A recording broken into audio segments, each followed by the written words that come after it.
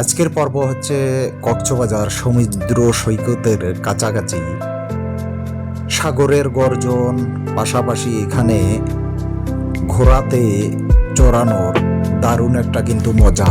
এখানে কিন্তু আসলেই যানবাহনের বিষয়টা কিন্তু খুবই গুরুত্বপূর্ণ, বিশেষ করে সাগরের পাড়ে যখন আপনি ঘোরাঘুরি করবেন, একটু আনন্দ করবেন।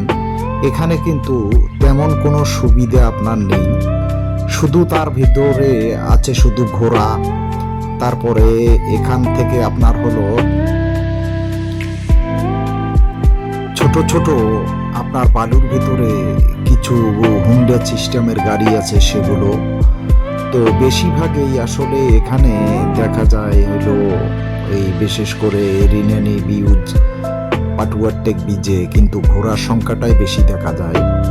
তবে এখানে ঘোড়ায় কিন্তু আপনি ঘন্টা হিসাবে কন্ট্রাক্ট করতে হয়।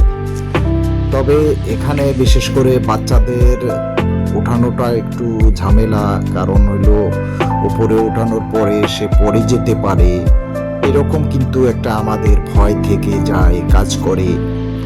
তবে সবচাইতে গুরুত্বপূর্ণ বিষয় হলো যখন আপনি ঘোড়ায় চড়ে যখন সাগরের পাশ দিয়ে ঘোড়া আপনি টকবগিয়ে যখন আপনি যাবেন, তখন কিন্তু আসলেই ওই দৃশ্যটা আপনার কিন্তু খুবই দারুণ এবং খুবই সৌন্দর্য লাগে।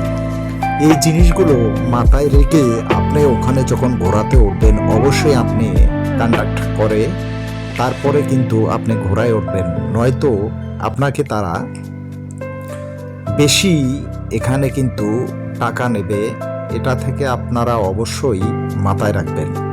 তবে হ্যাঁ, আপনারা এখানে একটা জিনিস ভালো যে এখানে আপনারা যখন ঘুরতে আসেন, সে টাইমটা আপনারা ফিক্সড করে আসবেন। কিছু কিছু সময় আছে রোদের কারণে এখানে কিন্তু আসলে থাকাটা বড় কঠিন, বালুতে কিন্তু একটু গরম বেশি লাগে। এ কারণেই কক্সবাজারের লোকজন যখন ঘুরতে আসে বা যায়, তো মানুষগুলো আসলেই সবসময় বেশিরভাগ দেখা যাচ্ছে যে শীতকালে আসে। শীতকালে আসার একটাই কারণ হলো শীতকালে কিন্তু এই সাগর পাড়ে ঘুরিয়ে বেড়ানোটার কিন্তু মজা আলাদা, কিন্তু আপনি গরমকালে কোনোভাবেই এই বালুর মরুভূমিতে সাগরের পাড়ে আপনি কখনোই ঘুরতে পারবেন না। এই জিনিসটা মাথায় রেখেই অবশ্যই আপনারা আসবেন। তো সেই সাথে অবশ্যই আপনারা এখানে পানি বা টুকটাক খাবারের সঙ্গে করে আনলে কিন্তু সবচাইতে বেটার।